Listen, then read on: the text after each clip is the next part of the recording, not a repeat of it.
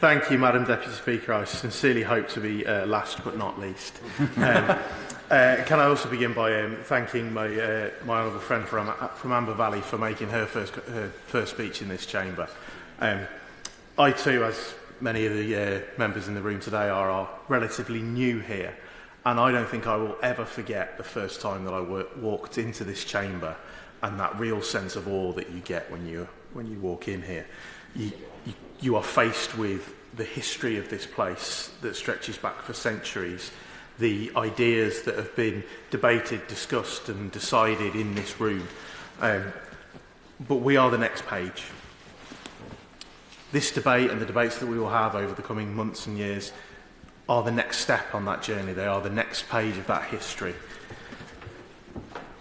As we move forwards, we must continue to remember our place in that story.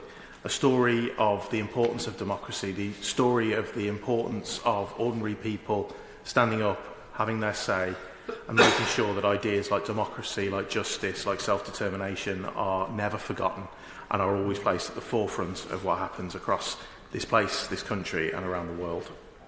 We should be proud of the history of this place in defending those ideals, as I am proud of this country's support for Ukraine. I'm also proud of the support that people across my constituency in Lichfield, Burntwood and the villages who've thrown open their homes to welcome the displaced from the Ukraine.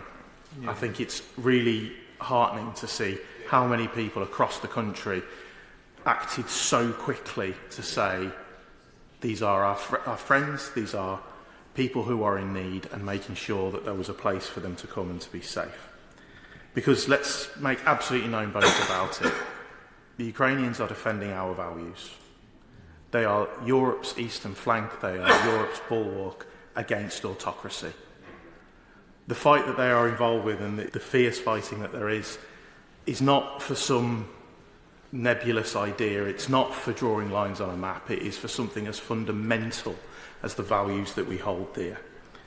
In commending this bill to the House, as I'm about to do, I think it's important that we remember, where do we want to be when those next stages of the history of this place are written? What do we want it to say?